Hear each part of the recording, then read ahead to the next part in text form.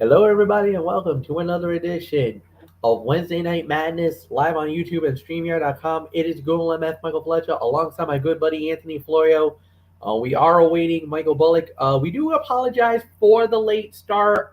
First, my computer was acting up a little bit, so it kind of sent out the notification a little late, and then I was just waiting for the guys to arrive.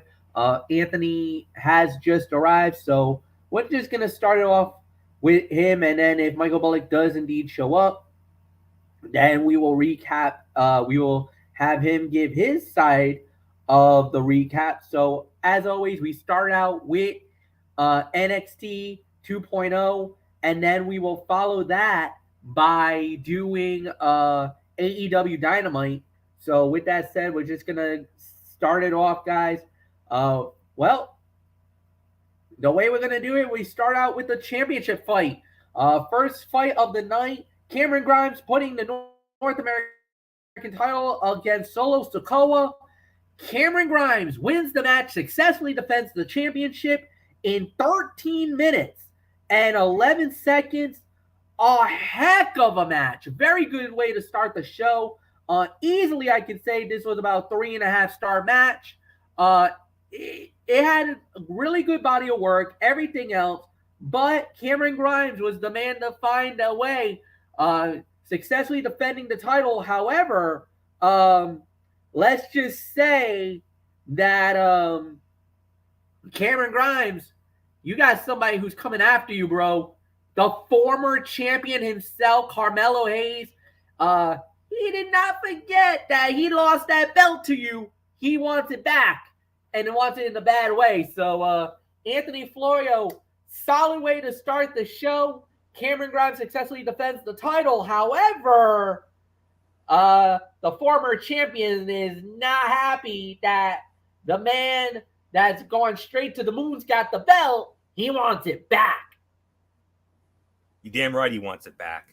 And I believe a rematch will be booked at the earliest possible date. I don't know when that date is, but I want a rematch. That's what I want. I want to see a rematch, and it'll steal the damn show. That's all there is to it. 3.5 stars from me. I was gonna give it 4, but because of the finish here, I can only give it 3.5. This was a fantastic opener. If it had a clean finish, it would have been even better. But it felt like an anticlimax. Trick Williams stopping Sikoa from beating Grimes makes the champion look bad from the start and makes little sense, as Melo should be interested in fighting either man. And it should be interesting to see how much WWE is willing to push the technical Savage. Right now, he comes off as a transitional champion, lacking the credibility for a sustained run. Some notes, some notable observations from this. After an impressive early sequence, the two shook hands, and Grimes told Sikoa that his bloodline could kiss his grits. Wink, wink. I think we know what that's a nod to. So, yeah. Grimes ducks Sikoa, sending him into the corner before hitting a poison Rana for a near fall. Sikoa almost got the win off a running hip check in the corner, and Grimes and Sikoa met in the center of the ring for a Spanish fly, setting the stage for a cave-in that the challenger ducked before hitting a Samoan drop. If not for that clunky finish, this would have been even better.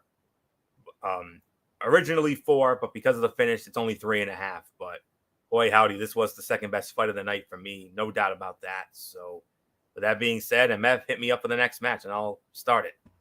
Well, unfortunately, I'm not going to hit you up with the next match because it would have been Ike Mangiano versus Von Wagner. Von Wagner won the match in 2 minutes and 55 seconds. That's an automatic delete. So I'm going to give you, I'm going to give you this. Yes, Andy Rose versus Dakota Kai, the women's championship on the line. Winner of the bout. Unfortunately, I don't got a time here, okay, but still, the NXT Women's Champion, Mandy Rose, successfully defends the title. And then after the match, I got to say it, Wendy Chu, she's made it, she's kind of starting a little something with Toxic Attraction, firing the Super Soaker at them. I mean, hey, by all means, not mad at this, but You angered the women. And you know that's not the right thing to do. The strength in numbers, the 3-on-1, not good if you're Wendy. Bold, if you want to get the attention of the champion, you definitely got it. So Florio, Mandy keeps the title. Is it possible Wendy could be the next challenger for the title of all people? Yes, I do. But we'll get into that down the road. 10 minutes and 48 seconds, the time of the fall here. Ooh, okay. This was 3 to 3.25 stars.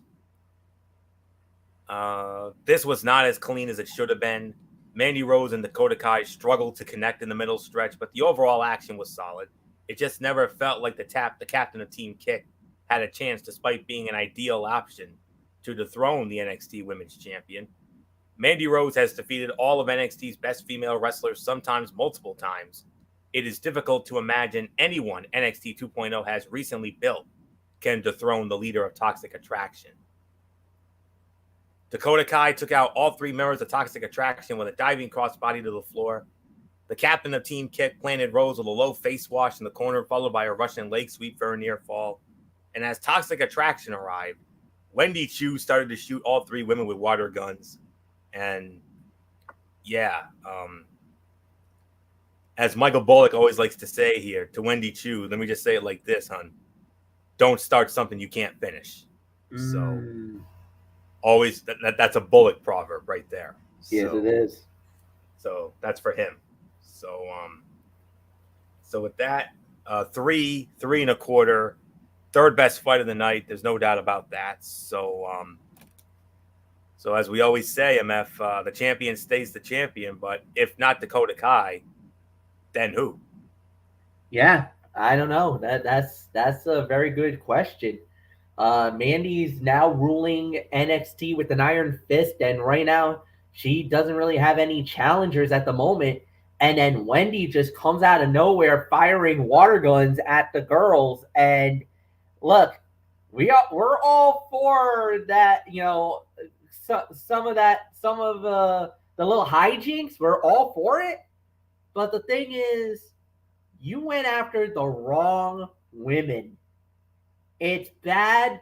The thing is, if it's 1-on-1, we'd be all for it. But you went after all 3 members of Toxic Attraction. You went over JC. You went over Mandy. That's a major no-no. Wendy, we love you. We think you got a bright future. But this is almost that 1 foot in the grave moment, and the other one is starting to slip. So you got to be very, very, very careful in what you do now, because now you got the attention of all 3 members of Toxic Attraction. This is a dangerous slope you're going through. I hope you know what you're doing, love. That's all I'm just saying.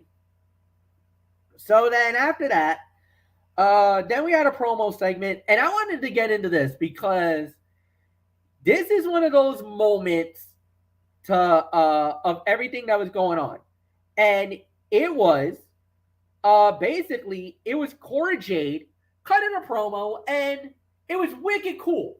Cora Jade cutting a promo, and she talked about some of her heroes, people she idolized, from AJ Lee to Sasha Banks to even Natalia and even Paige. Paige, of course, recognized as one of the best. As a matter of fact, the only woman in WWE history to have both the NXT and, at the time, the Divas Championship at the same time. We never had a woman that had an NXT title and a WWE Championship at the same time. Never happened. So Paige being a legend. AJ Lee, her body of work is great. Sasha Banks, we know what the boss has done. Actually, current women's tag team champion right now, won practically every belt in WWE's history. And Natalia, basically being the mother hen of the whole crew, recognized well. I believe was a former WWE either divas or women's champion in her own right, and has always been a contender for the women's tag title. Was actually a finalist. I believe a finalist to become the first ever NXT Women's Champion, if I remember correctly. She was fighting Charlotte Flair, and if I remember, Charlotte won that title that night, and that was also legendary because you had Ric Flair at one corner, Bret the Hitman Hart in the other corner, Anthony's two favorite men. But then Cora Jade gets the ultimate surprise. Yes, Natalia was in NXT. She showed up. She was in the CWC. Well, it was a beautiful moment until Natalia basically threw her into the sharpshooter and made her tap out. So I mean, look, it was well played. Even Natalia got caught up in the moment in her feelings, getting such a great welcome by the NXT universe.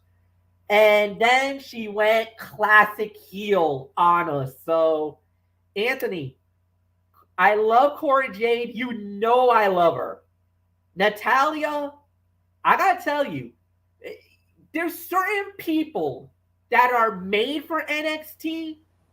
Natalia is perfect for NXT. She's that great mother hen that can build up this young women's division. And I think this is, if there was one person that Cora Jade could get a match out of, you pick the right girl, the right woman to do this match with. Absolutely. But I do have a little bit of some criticism. The acting in this segment was bad, but it was still a good foundation for Cora Jade's future. A match between Cora Jade and Natalia can easily help solidify the young star in a way NXT has struggled to date.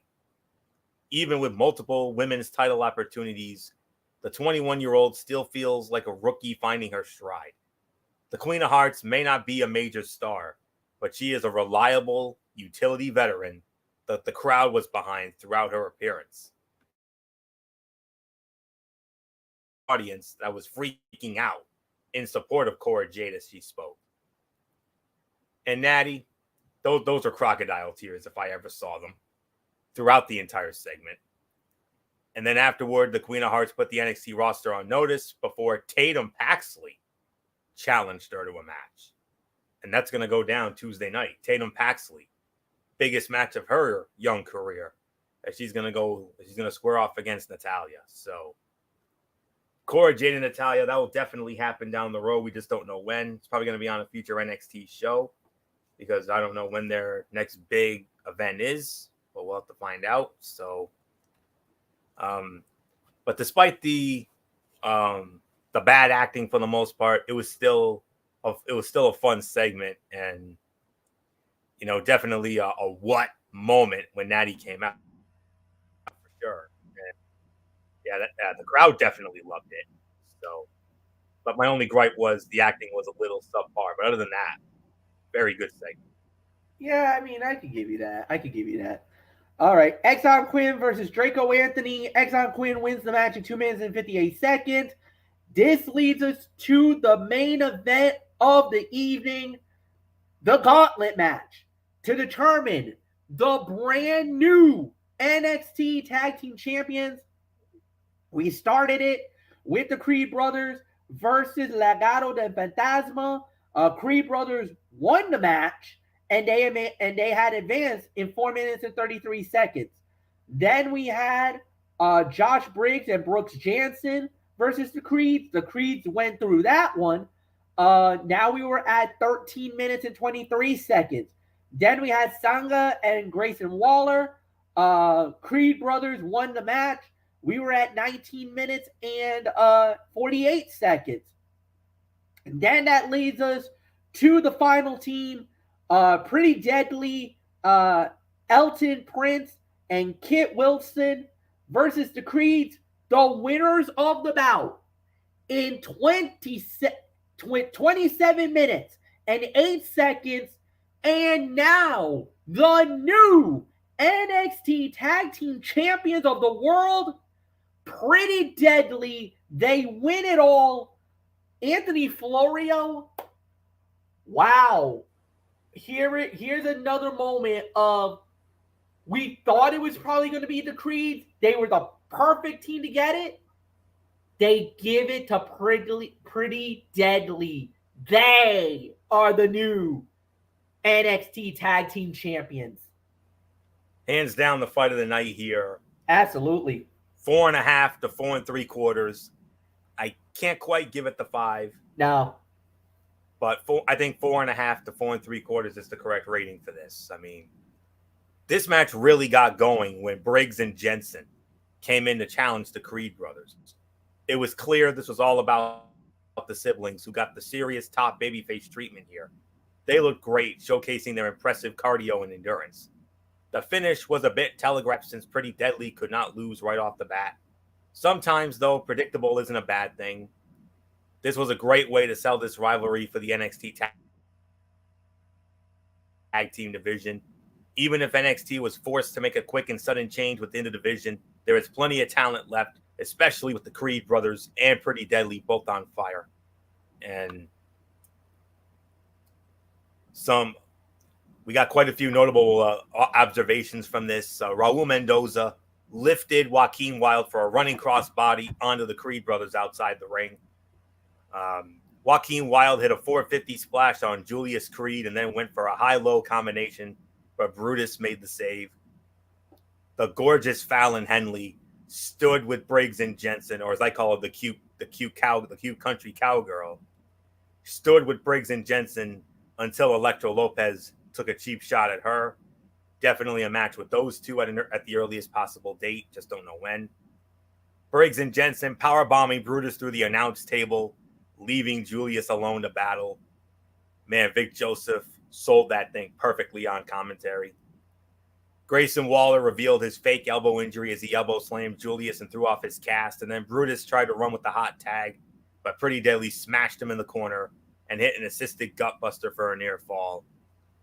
With a couple of, with a little more seasoning, this would have been a 5-star classic, but it wasn't quite there. The Creeds against Briggs and Jensen, that was the best match of the 5. But the one with Pretty Deadly was just as great. I mean, those were the two highlight matches right there.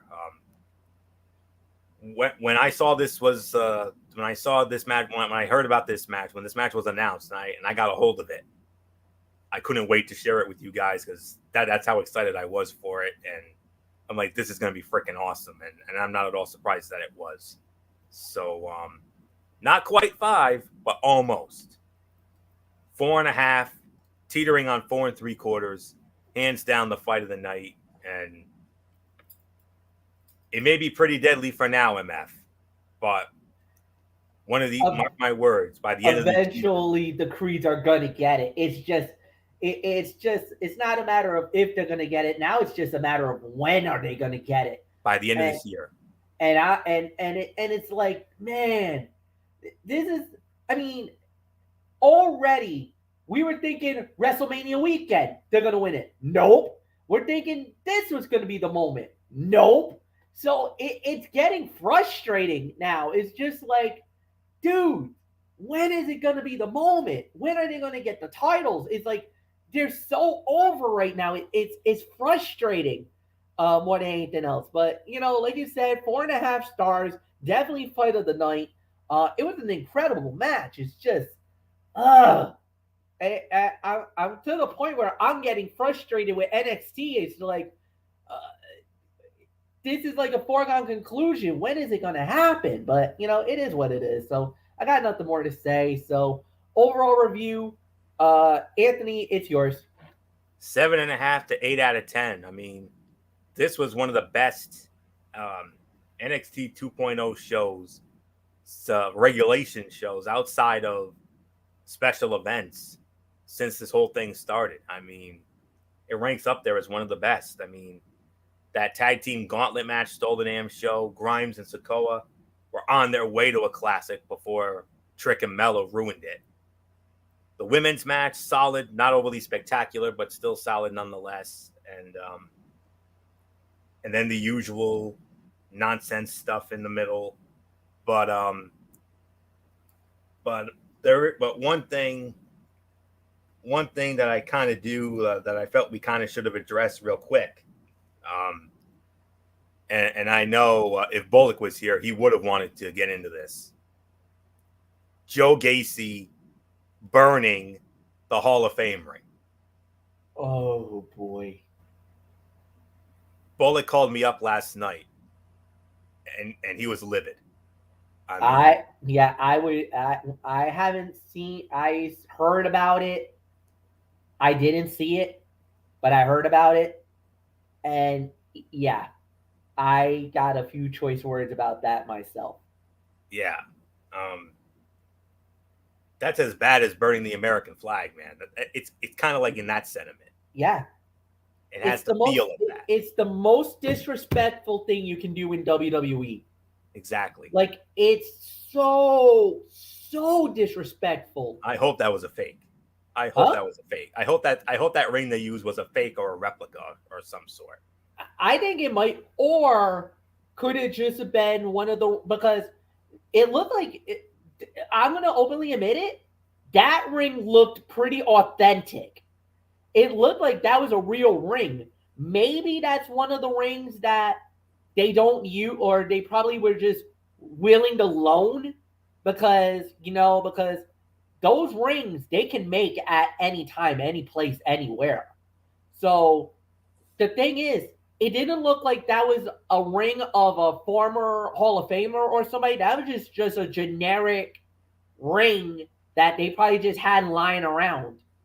So, but still, the symbolism of that Hall of Fame ring is so sacred because of the legends that went in. And I know Michael Bullock is equally angrier more than ever because of who just went in this year. The Undertaker. He got one of those rings that you just burned last night.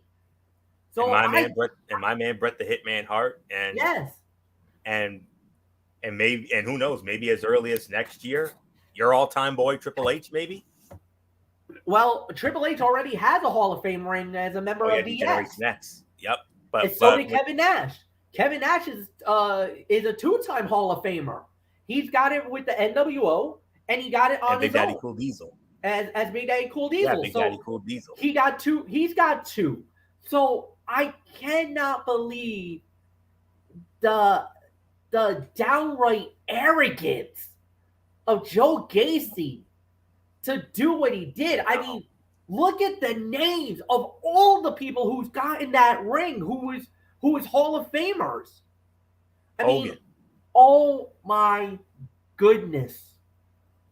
Hogan, Stone Cold, the Hitman. Yeah. And the Undertaker. Taker, Bruno Sammartino, Ultimate Warrior. I mean, it's the most disrespectful thing because of the fact of, because you just literally spit it in the faces of every man, woman, tag team, celebrity. Yes. Yep. It doesn't matter. What you just did is one of the biggest, I mean, it's the most disrespectful thing you can ever do in wrestling. That Hall of Fame ring means a lot to a lot of people. It's sentimental. I mean, if that's not going there, tell me what is. Oh my God. Because that's going there. He took going there to a whole new level, and imagine he made this even more personal. You know what? I would say this. What if he did it to one of the classic WWE titles? I mean it. What if he did that to the Eagle belt, the one that Macho Man had, the one that Hogan had, the one that the Ultimate Warrior had, Bret Hart? What if he destroyed that belt? What if he did the unthinkable and destroyed the Big Eagle? Hold on 1 second. You mean you wouldn't possibly by any chance be talking about, I don't know, this bad boy right here? There is a glare, but yup, that's it. That's the belt. There it is, folks. He's got a oh, by the way, he does have a collection of belts. He's got what, 3 belts in your collection? 3, yep. Intercontinental, World Heavyweight, and that classic World Wrestling Federation Championship. The belt that myself and a couple of my colleagues lived by. So yeah, that belt. What if Joe Gacy wrecked that belt on you, Florio? Well, not yours, but wrecked that belt. You know we'd be flipping. You really want to know? Losing our minds. You really want to know? You want me to go there? I don't want you to go there, but I know you would. Well, then there would be a special place for that individual, and we know where that is, don't we? I know what that is. Yes, indeed. All right. Yeah.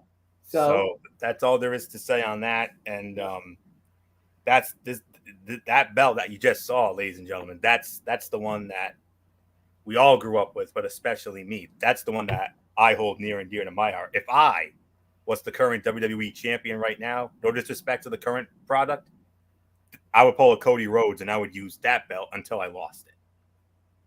Well, everybody knows the belt I want. That ain't it. That ain't it. The one you got is not it. I don't want that belt. Don't get me wrong. I love it. It's a nice belt. You want the undisputed. But yeah, that one's even better in my eyes. The one that your man Triple H was the first recipient of 20 years ago. And this year marks the 20th anniversary of it. So, 20 years of that belt already. Wow. Yeah. Crazy. But yeah, imagine if Gacy did it to that. Oh. Cerebral Viper time. Oh no, you do not want me to go there. You do not want me to unleash the Cerebral Viper mode, and I would launch the 97 Bret Hart and John Moxley on my end. Yeah. So you don't want that to come out. All right. So with that said, we're just going to move into AEW quickly. We start with Pento Oscuro versus CM Punk. CM Punk wins the match 13-35. Great opener. AEW cannot do wrong when it comes to their opening matches. 3.5, almost to 4. Excellent match. Anthony, it's yours.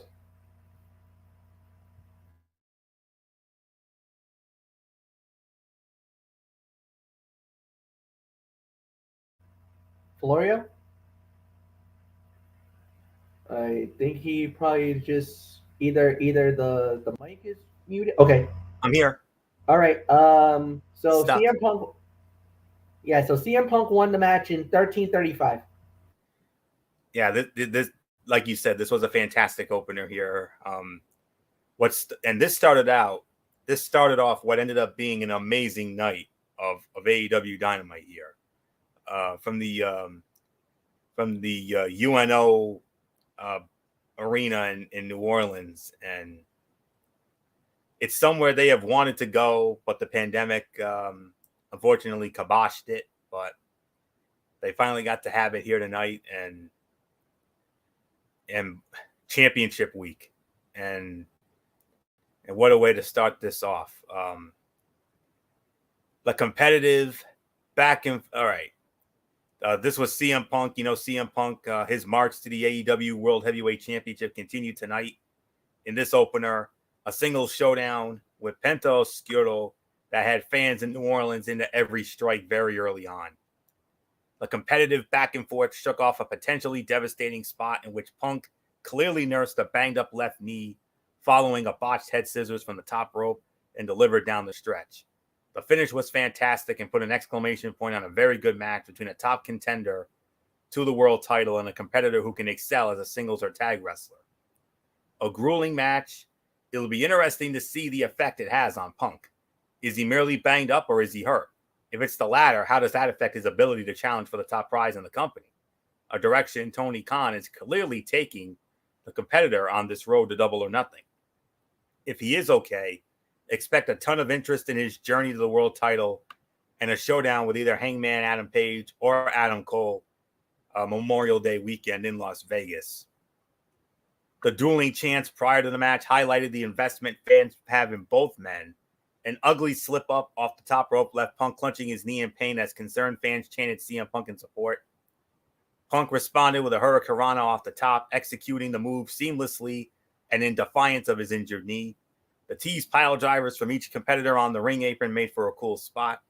And the finish, which saw Punk catch Penta in midair and deliver Go to Sleep, was fantastic. You remember the opener that we had a little earlier from NXT? Well, I'm pulling it this time. This was 3 3/4, teetering on 4 stars. Fantastic opener. It's one of the fights of the night for sure. We had several fight of the night candidates on this show tonight. That's how good this show was, except for 2. You'll know when we get there. You'll know which 2 when we get there. But for right now, absolutely fantastic opener. Bullock is here. So MF, maybe we could, I think we should get Bullock caught up so this way we don't take too much time. All right. All right. Mike, we're just going to give you a rapid fire type thing. We did NXT 2.0 first. So we're just give me a second to regather the notes. All right. And with that said, we're going to do it. So Cameron Grimes versus Solo Sikoa. Cameron Grimes successfully defends the title in 13 minutes and 11 seconds. 3.5 stars is the rating on the match. Okay. After that, we did have let me see if I can find it. Von Wagner versus Ike Mangiano. We didn't talk about it, but Von Wagner won the match in 2 minutes and 55 seconds. But me and Anthony did not rate that match, so you don't have to rate that. Then we had Mandy Rose versus Dakota Kai.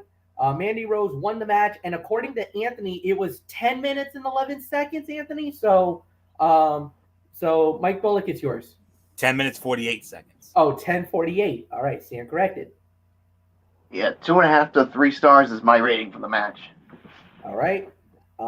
After that, then we had Exxon Quinn versus Draco Anthony. Exxon Quinn wins in 2 minutes and 58 seconds. We did not talk about that. And then the gauntlet match, when it was all said and done, Pretty Deadly wins the NXT Tag Team Championships in 27 minutes and 8 seconds. Obviously, this was the fight of the night here. Yeah, these gauntlet matches are tough to rank here, so I'll give this about maybe 3.5 to 4 is my rating for the main event. Okay. And overall? I'll give it about maybe a 6 out of 10. I mean, it was a fine show, but you did have some cutouts in this match. So in the show, I should say. So yeah, nothing more to say. So let's get back to the Dynamite recap.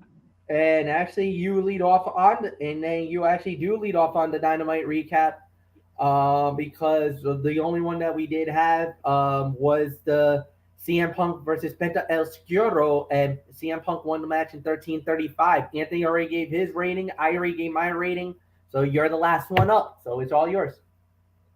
Yeah, 3.5 stars is my rating on the match. I mean, obviously, this was a good way to jumpstart the show. So yeah, now I'm all caught up. So let's move on. All right. And that said, we do indeed will move on. The next thing that we did have on the show was the AEW World Tag Team titles on the line. Red Dragon versus Jurassic Express. And Jurassic Express successfully defend the titles in 13 minutes and 40 seconds. Anthony Florio, the champions remain the champions. Another fight of the night contender here.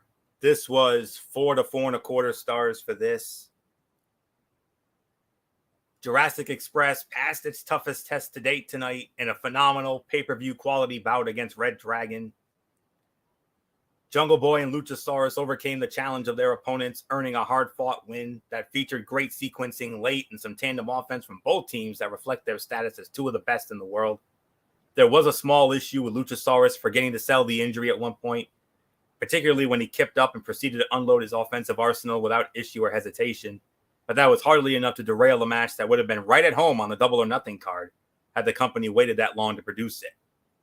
The introduction of FTR to the mix afterward was intriguing and creates several different directions the tag division can go in ahead of the Vegas pay-per-view, including a three-way dance for the titles that would be difficult for anything to follow. Props to Jungle Boy, who has developed his in-ring game to the point that he is a genuine top 10 worker in the company.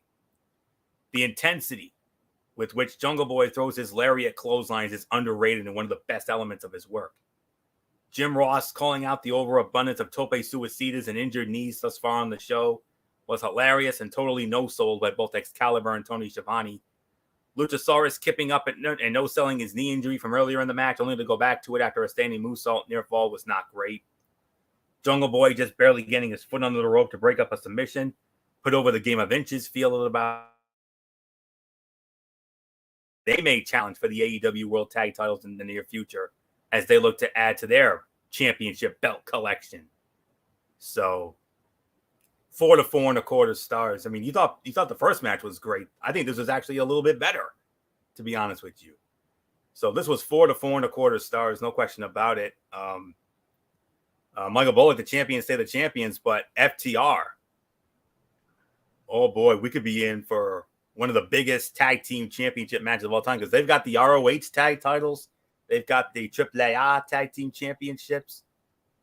Could they be eyeing the AEW championship? And where does Red Dragon fit into all of this? Some very intriguing things in this. The first 4 to 4.25 stars, I agree. I mean, if you thought the Penta and CM Punk match was good, this was better. I mean, yeah, the champions remain the champions, but yeah, I mean, FTR, I mean, they could factor themselves into this, and I could see a triple threat going down at Double or Nothing.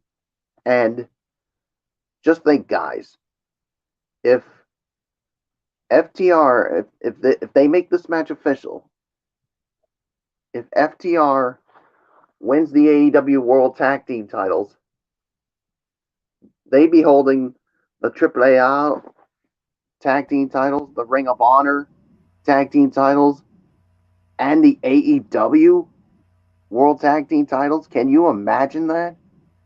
They would go down as the best tag team in the world right now. Like, let's be realistic. You get 3 championships in 3 different companies, you're the best. There's no debate. Exactly.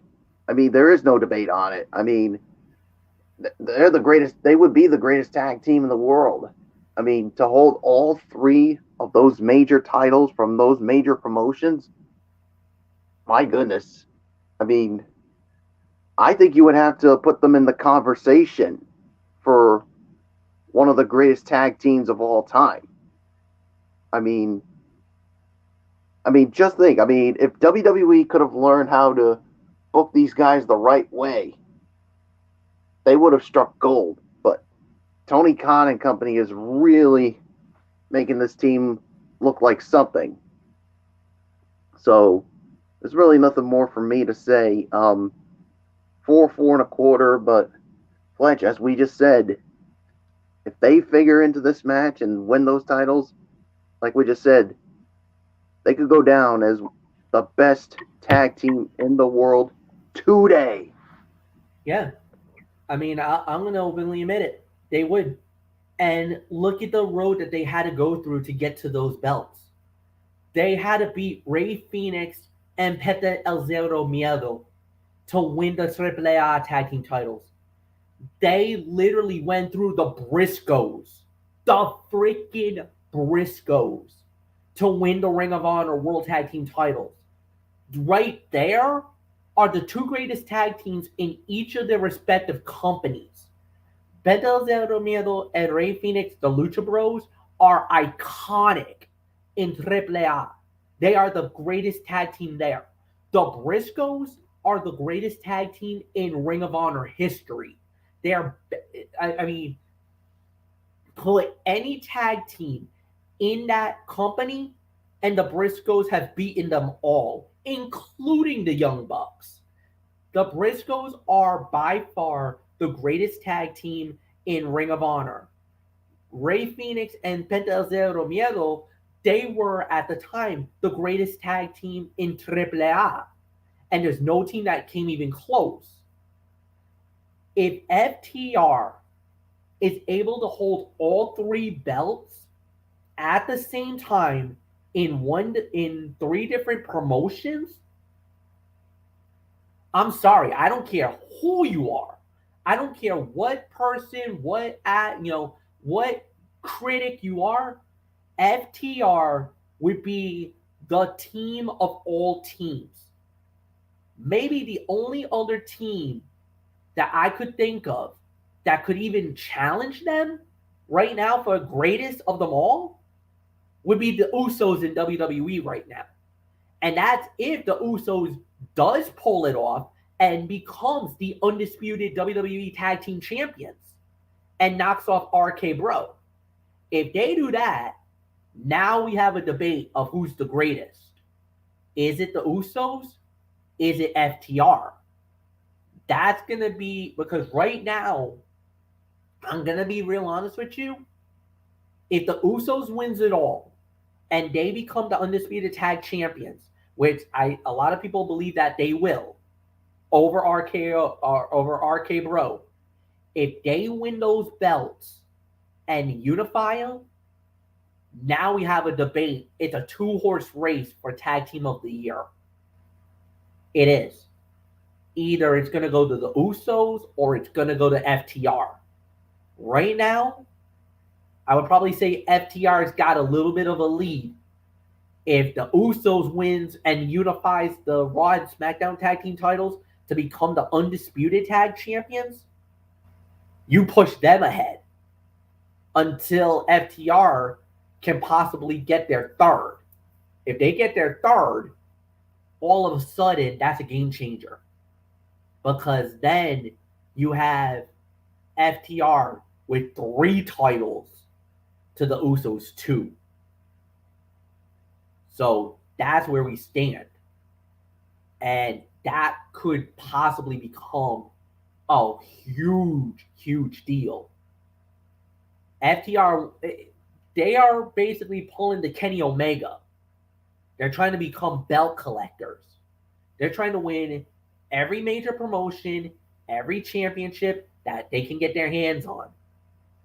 Remember, the Hardys were the ones that did it once before. They became belt collectors.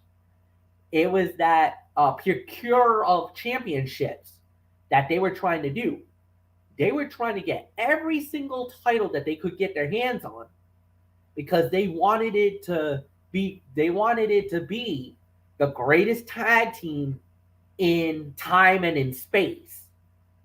And this was Brother Nero and Broken Matt Hardy. And remember, they won a number of championships. Some of them were Mid-South. Some of them were independent promotions. However, at one time, they were the Impact Tag Champions, the Ring of Honor World Tag Champions, and then when they left, the first night they got back, oh, by the way, that was WrestleMania in Orlando 33. They ended up walking away with the WWE Tag Team titles. So we'll see. It's all on FTR now. they hold the cards to destiny more than anything else. So next up, on this fight card we had was MJF going one-on-one with Captain Sean Dean. And when it was all said and done, the winner of the bout in 4 minutes and 5 seconds via countout, Captain Sean Dean. He beats MJF.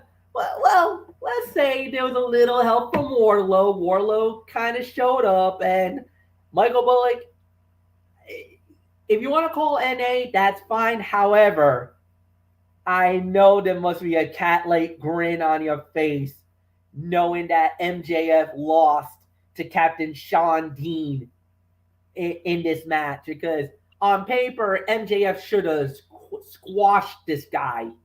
And the next thing we know, because of Wardlow, the captain just pulled off one of the biggest upsets in AEW history. Yeah, and let's just say, Fletch, what goes around comes around. I mean, yeah, it's true. Evans wants to play and wants to think he's the boss, he's the king around AEW. Well, this is what happens when you're like this.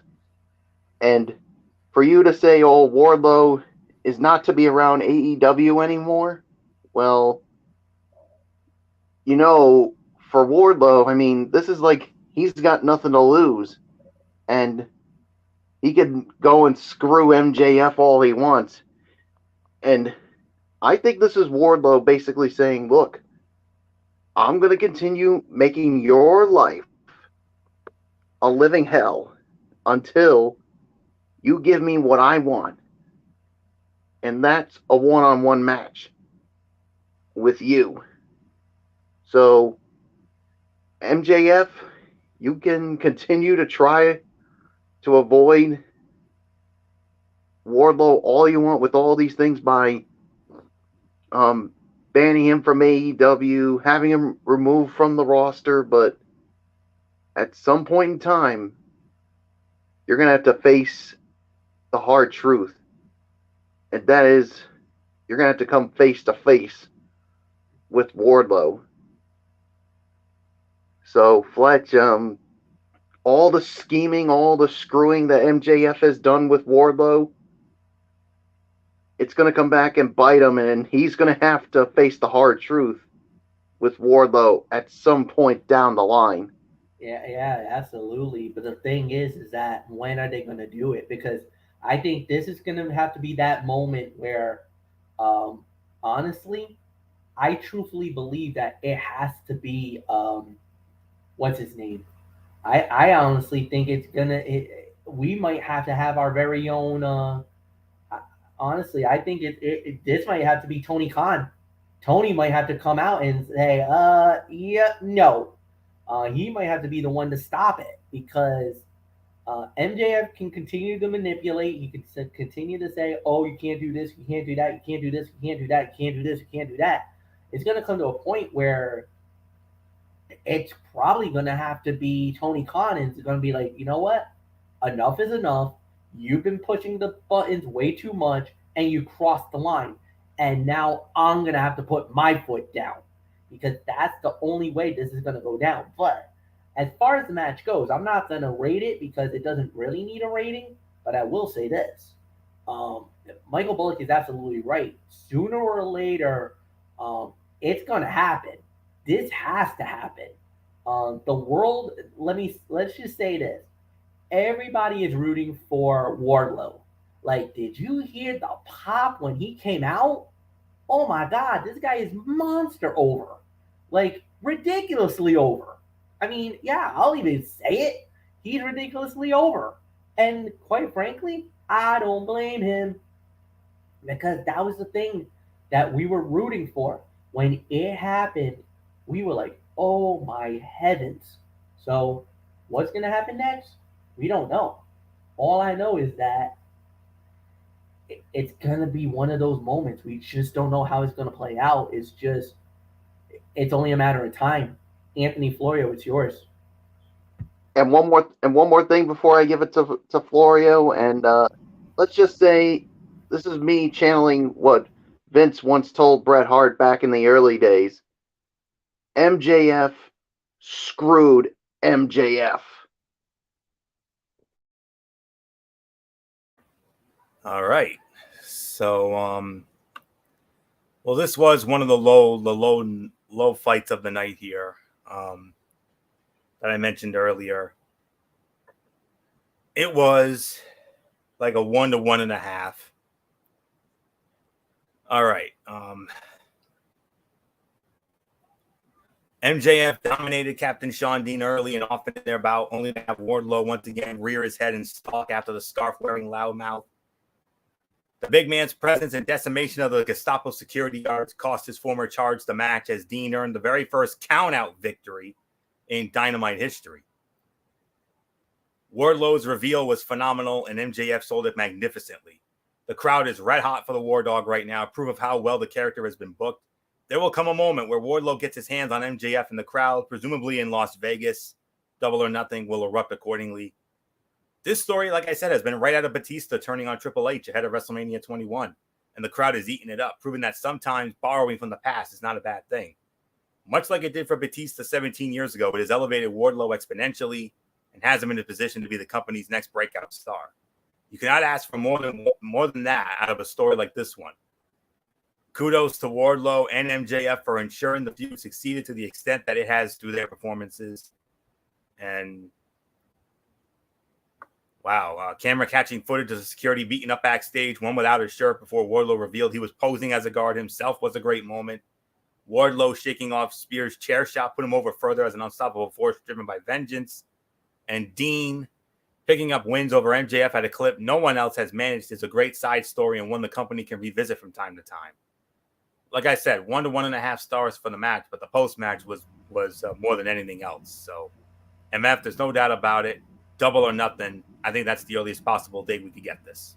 Next match we had was a 6-man tag, as it was Chris Jericho, Daniel Garcia, and Jake Hager. They went up against Santana Ortiz and Eddie Kingston.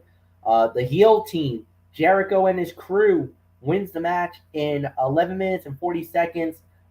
Solid match. It was all right. The match was fine. It wasn't really too over. I'd say about 3.5 stars is my rating for it.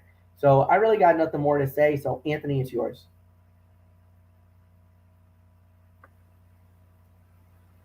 Jericho Appreciation Society wins a solid trios match by capitalizing on Menard and Parker's interference, not to mention the use of Floyd to their benefit. The outcome continues a feud that never once felt like it would be resolved with this match. There is a bigger, more wild and chaotic match to be had out of this program, presumably with 2 other competitors joining Kingston and company for the showdown. Parts of the feud have been hot, others have not, but Kingston is great, and Santana and Ortiz are finally taking center stage rather than playing lackeys, so it is more beneficial than not. Ortiz wearing Angelo Parker's shoes around his neck after attacking him earlier in the day and stealing them was a nice bit of continuity. Kingston's thump shirt paid homage to New Orleans legend and WWE Hall of Famer, the late great Junkyard Dog. And that's all there is to say there. So 3.25, teetering on 3.5. Another one of the top fights of the night for sure, on a night that was full of them. So Michael Bullock, based on what we saw tonight, as we always like to say, the feud must continue. Yeah, like you said, the feud definitely has to continue, and I think it could be a Double or Nothing, and I think we could get some kind of a special stipulation or a special match for this. I really don't know, but we'll have to wait and see. But this was a fine match here, and yeah, round 1 of this rivalry goes to the Jericho Appreciation Society. So nothing more to say. Fletch, it is yours. Yeah. So next up we had was a women's match. Marina Shafir goes up against Sky Blue. Marina Shafir wins the match in 2 minutes and 25 seconds. We don't really need to talk about this one. So we'll just move right on along. Next up we had was a tag team match, as it was Swerve Strickland and Keith Lee going up against absolute Ricky Starks and Powerhouse Hobbs, and it was absolute Ricky Starks and Powerhouse Hobbs winning the match in 12 minutes and 35 seconds. But Anthony, as we'll talk about it, this was not a clean victory. Team Taz's fingerprints all over this match. And it was the founder who was responsible. It was Taz himself who was responsible for it. Yes. I'm still going to give it 3.5 for the effort. Hometown hero and FTW champion Ricky Starks entered the arena to a thunderous ovation as he and Powerhouse Hobbs battled Swerve Strickland in a match weeks in the making. The match, energetic and fun with great performances from Strickland and Starks, saw the heels go over after interference from Taz. There was nothing about the match that felt like the end of the feud between the two teams, especially with Hobbs scoring the win for his team over Keith Lee, nor did it feel like something destined to propel things forward. It was a good match featuring 4 good wrestlers with great heat from a New Orleans crowd solidly behind Starks. The same Starks who, oddly enough, did not get the nod to score the win in front of his hometown fans. The pop of Starks and the genuine emotion it caused was a great moment for a young star with all the potential in the world to be a huge part of AEW's future. 3.5 stars for the effort, though. Not much more to say. Michael Bullock, again, I say, here's another feud that must continue. Yeah, this is another feud that must continue, and when we'll just have to wait and see on that. But yeah, don't think Swerve Strickland, Keith Lee are gonna take this loss lightly, because they felt like they had this one, but damn, that Taz had to literally stick his nose where it didn't belong. But I'm not gonna say too much mean things about him, because I've seen how it doesn't take that much to really piss him off. So I'm not gonna say too much about Taz, because if I get on his bad side, let's just say he'll probably choke me out. Yeah, he'll put you in a Taz mission and not let go. Exactly. So I'm gonna be a good little boy and not saying much more stuff about Taz. So 3.5 stars. Fletch, it's yours. Yeah, 3.5 stars. Good matchup, no doubt about it. We're just gonna go right into the main event. Samoa Joe versus Minoru Suzuki for the Ring of Honor Television Championship. Winner of the bout in 11 minutes and 40 seconds. And the new Ring of Honor Television Champion is Samoa Joe. But however, after the match was over, Sanjay Dutt and Jay Lethal, they both came out. But it wasn't that. There was one other surprise that came, and that was Satnam Singh showed up and attacked Samoa Joe. Michael Bullock, it's yours. Yeah, I mean, this to me was another really good match. I'm gonna give this another 3.5 stars for this. I mean, this was another really good match here. I mean, but yeah, I mean, a lot of craziness after this. But yeah, Samoa Joe's got another. He's got another guest coming to the table. So yeah, this feud that. I mean, this could be very interesting here. So, Fletch, it's yours. I mean, Joe won this match, but yeah, he's got another guest coming to the table. Yeah, well, first off, you got to deal with Jay Lethal. He's already made it abundantly clear he wants that television title, and he wants it in the worst possible way. You got that. Now you have a situation where you got him and Sanjay because of the Ring of Honor connection, so that's going to be interesting. Now you got Satnam Singh. Oh man, and what he did to Joe, not many people can do that to Samoa Joe. Not many people can do what he did to Joe. And he, oh my God. So that's a scary situation. That's a scary proposition. Yeah, there's really nothing more to add. So Anthony Florio, a heck of a main event, at least. And this was hard hitting, bruising, be a man fight. But it's not. But we're not talking about the match. We're talking about what happened after the match. kind of a little bit of a major takeaway from a hell of a main event. This was easily 4.25. And what was the time of that fall? I want to say 13. Actually, no, it was 11. 11:40. Yeah, this was easily 4 to 4.25 for this. A barrage of badassery kicked off the evening's main event as Ring of Honor World Television Champion Minoru Suzuki and Samoa Joe beat the ever-loving hell out of each other with an onslaught of open-hand chops to the chest that only encouraged angrier, more ferocious strikes from the opposition. Wow. I mean, what else is there to say? I mean, you noticed Joe's body was beat red early, but he absorbed and advanced, overcoming a submission-based attack by his opponent in time for cameras to catch Jay Lethal and Sanjay Dutt at ringside, a precursor of things to come.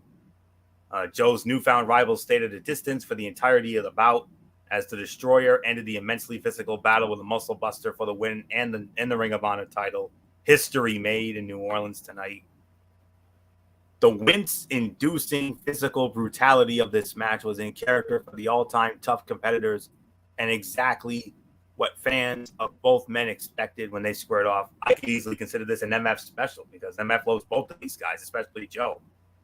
And Joe winning makes sense since he is signed to AEW and lives in the States. He is a name Tony Khan can build the new ROH around as well. He is also garnering some of the loudest reactions of anyone in the company, so it certainly makes sense that Khan would want to highlight him with a big title victory. And the arrival of former NBA player Satnam Singh was not good. The crowd rejected him from the start, and the beatdown aided by Lethal and Dutt ended an otherwise very strong show with a dud and a whimper. There was no reason to do the lights out gimmick, and the fans let AEW officials know it very quickly. Maybe Singh becomes a star for AEW, but this is an inauspicious start to a career in professional wrestling. And the red bruised chests of Joe and Suzuki reflected the ferocity behind every chop. And Joe beating Suzuki clean was the right call. Both men are legends. The fan base knows them for the most part. Neither outcome would have been accepted and respected. The debut of Singh was a massive disappointment, especially given the lights out shtick that accompanied it. Fans expect awe-inspiring surprises from those moments, and this was not one of them. But other than that, 4 to 4.25 stars, another fight of the night candidate, and that's all I can honestly say about that. So not much more to say. History made, MF, no doubt. As we crowned the new Ring of Honor World Television Champion Samoa Joe. Very short, a transitional reign for Suzuki because he won the title at Supercard of Honor. Yes, he did. 12 days ago. 12 days ago. And we're going to see a big ROH world title match as part of Battle of the Belts, which we'll get into shortly. But for right now, and one that I know MF's going to have a major vested interest in come Saturday night, no doubt. But for right now, this was 4 to 4.25 stars. Nothing more to say. Michael Bullock, history was made in New Orleans tonight. Samoa Joe, the new ROH World Television Champion. Actually, Michael Bullock led it off. Yeah, Bullock led off. Yeah, but I do have to make a correction. It's 4 stars for me. I did say 3.5. I have to make a correction. It's 4 stars. All right. Yep, be a man fight, no doubt about it. All right, so nothing more to say, and I'm going to start off the overall review. This was an excellent show. This was 8.5 out of 10 for me. There's really nothing more for me to add. Anthony, go. Oh yeah, 8.5. We had two, like I said, we had 2 meh fights, but if you took those away, this would have been a perfect 10 easily with everything else we got. Oh yeah, but those 2 matches knocked it down a peg. Although one had storyline progression and purpose, the other not so much. But hey, you had at least 4 fight of the night candidates on this show. Yeah, that's how great this show was tonight, and great start to championship week for AEW as we get into the big match Friday night on Rampage with the Hangman and Adam Cole in that Texas death match for the World Heavyweight Championship. And man, Saturday night Battle of the Belts, which we'll address in future content. But wow, I mean, it's very exciting to say the very least. So 8.5 for me. Bullock, take it home, and then we'll hit it, and then MF and maybe myself will hit everybody up with the future content, put a bow on it.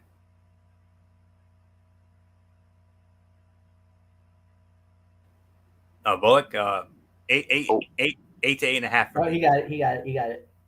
Yeah, I forgot to unmute myself. So, yeah, 8 for me because I wanted to give it 8.5, but Florio makes a good point with the what's the guy, the Singh guy? Satnam Singh. Satnam Singh. Yeah, I mean, the crowd, they didn't really eat that up. I mean, they literally poo-pooed all over it. So I think because of that, I do have to take some of it away. So, I mean, if it weren't for that, I would have given it 8.5. But it's an 8 out of 10 for me. It's still a good show. Don't get me wrong. I just think because of that, it does take a little bit away. So, but still a good show anyway. So nothing more to say. Fletch, hit us up with the future content. Yeah, all right. And here we go, guys. So what we got coming up is pretty simple. So next up that we guys have is tomorrow night is TXN Sports World hosted by Anthony Florio. We're going to be covering the NBA. It's all about the NBA playoffs. We're going to be previewing each game or each matchup in the first round. We still got we got a couple of games still left over that we still need to deal with. Right now we got a couple of playing games that will be determined, and we will from there determine who's going to the playoffs. So once we do that, we'll preview all the matches. We're gonna first predict who we think is gonna win the final playing games, and then from there we'll go into the full arsenal of the NBA playoffs. So we got the full arsenal. That's gonna start it off, and then from there. We will. I don't think there's anything else that needs to be talked about. So we're going to mainly be focusing on the NBA and previewing that. So then after that, Friday is another edition of the Cerebral Smack Talk. This time it'll be a little more earlier, guys. So we're going to start out with AEW Rampage because of the play-in, because of the final playing game. TNT has decided to start Rampage at 7 o'clock in the East Coast. So we'll do Rampage first, then followed by SmackDown Live. Then we do it all over again. Then we'll do all over again starting next week with, of course, Ridiculously Raw, hosted by Anthony Floyd. Oh, there is a side note. On Sunday, yes, on Sunday, very important, guys, we will have the debut editions of the Celtic Talk or Celtic Chat and the Bulls Corner. Because of the NBA playoffs, both game ones are set for Sunday. So we got to find a time. We'll figure it out, maybe 10 o'clock, and we will have recaps by all of us. Anthony Floyo and myself will be on the Bulls Corner. Michael Bullock and myself will be talking about the Celtics, or we might even have all the guys here, and we can give us all our thoughts about the game. So it looks like right now the schedule looks like it's going to be panning out where all three of us are going to be together for a little bit, depending on how long the series goes. But we'll wait and see. But yeah, so we'll do that on Sunday, and then Monday is Ridiculously Raw, hosted by Anthony Florio, and we do it all over again. But like I said, it's going to be a busy week for all of us because not only do we got that, but of course with the NBA playoffs, so we're going to be a little busier than usual around here, but we love it and we love to do it for you guys. So get ready, guys. We got a lot of basketball. We got some sports coming up, so it's going to be good. We're excited. So we'll see you guys tomorrow night for TXN Sports World. Until then, for Michael Bullock, for Anthony Floyo, I'm Michael Fletcher. Have a good night, everybody.